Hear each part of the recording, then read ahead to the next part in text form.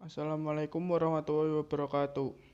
Perkenalkan, nama saya Akmal, kelas 11 TCA 1, absen 2.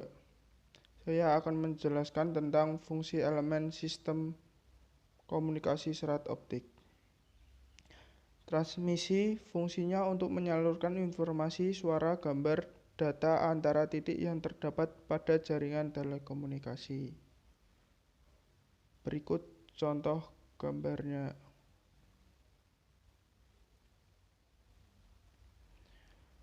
Sistem transmisi menurut jenisnya: 1. Fisik, kabel optik. 2. Non-fisik. Menurut aplikasinya: 1. Jaringan akses, junction trunk. Berikut gambar di bawah komposisi dasar sistem komunikasi serat optik. Sumber optik pada sistem transmisi serat optik berfungsi sebagai pengubah besaran sinyal listrik elektris menjadi sinyal cahaya. 2. Terdapat dua jenis sumber optik, yaitu LED dan dioda laser. 3. Pemilihan dari sumber cahaya yang akan digunakan bergantung pada bit rate data dan akan ditransmisikan dan pertimbangan ekonomi harga dari sumber optik. LED. Light emitting diode. 1. LED merupakan diode semikonduktor yang memancarkan cahaya karena mekanisme emisi spontan. 2. Terdapat dua jenis LED, yaitu surface emitting LED dan edge emitting LED. Edge emitting LED memiliki efisiensi kopling ke serat lebih tinggi. 3. LED mengubah besaran arus menjadi besaran intensitas cahaya dan karakteristik arus atau daya pancar optik memiliki fungsi yang linier. 3. Cahaya yang dipancarkan LED bersifat tidak koheren yang akan menyebabkan dispersi chromatic, sehingga LED hanya cocok untuk transmisi data dengan bit rate rendah sampai sedang. Daya keluaran optik LED adalah -33 dBm sampai dengan -10 dBm. LED memiliki lembar spektral 30 sampai 50 nm pada panjang gelombang 850 nm dan 50 sampai 150 nm pada panjang gelombang 1300 nm. Diode laser. Like application by simulated emission of radiation. Diode laser merupakan diode semikonduktor yang memancarkan cahaya. Mekanisme pancaran, emisi, termusi. 2. Cahaya dipancarkan oleh diode laser bersifat koheren. 3. Diode laser memiliki lembar spektral yang lebih sempit jika dibandingkan dengan LED, sehingga dispersi chromatic dapat ditekan.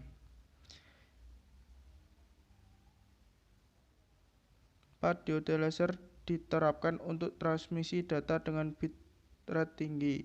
5. Daya keluaran optik dari diode laser adalah -12 sampai dengan +3 dBm. Karakteristik optik arus kemudi daya optik dioda laser tidak linear. Kinerja keluaran daya optik panjang gelombang umur dari dioda laser sangat dipengaruhi oleh temperatur operasi. Detektor optik atau fotodetektor. Satu fotodetektor berfungsi mengubah variasi intensitas optik cahaya menjadi variasi arus listrik. 2. Karena perangkat ini berada di ujung depan dari penerima optik, maka fotodetektor harus memiliki kinerja yang tinggi. Persyaratan kinerja yang harus dipenuhi oleh fotodioda meliputi 1. Memiliki sensitivitas tinggi. 2. Memiliki lembar bidang atau kecepatan respon atau tanggapan yang cukup untuk mengakomodasi bitrate data yang diterima. 3. Hanya memberikan noise tambah minimum. 4. Tidak peka terhadap perubahan suhu. Pada sistem transmisi optik digunakan dua jenis fotodetektor, yaitu 1. Dioda PIN atau FET. 2. APD.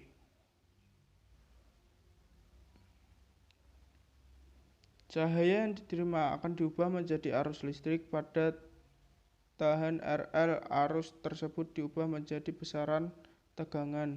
Perbandingan arus dihasilkan fotodetektor terhadap optikal diterima disebut optikal yang dinyatakan dalam suatu AW.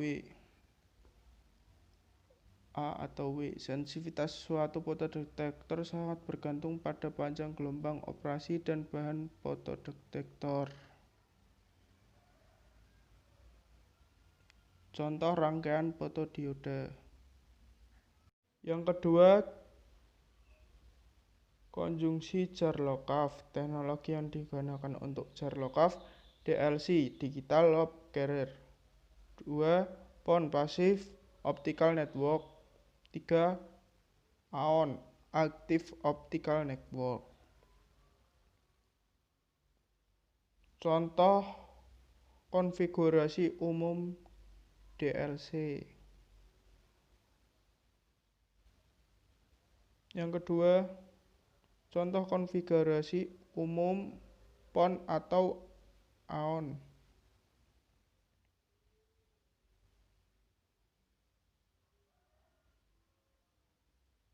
Fungsi masing-masing bagian Charlokov.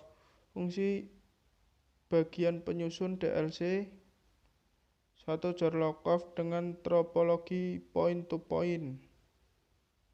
2. Terdiri dari dua perangkat utama, CT Central Terminal di sisi sentral dan RT Remote Terminal di sisi pelanggan. 3. Fungsi CT adalah interfacing dengan sentral lokal. 2. Multiplexer atau demultiplexer. 3. Cross connect dan controller. 4. Infracing dan ODN. Fungsi RT adalah interfacing dengan ODN. 2. Multiplexer atau demultiplexer. 3. Interfacing dengan pelanggan. DLC pada umumnya digunakan untuk pelanggan terkoneksi atau untuk gedung bertingkat. PON, Passive Optical Network. 1. Merupakan sistem Charlokov yang memiliki topologi jaringan point-to-point.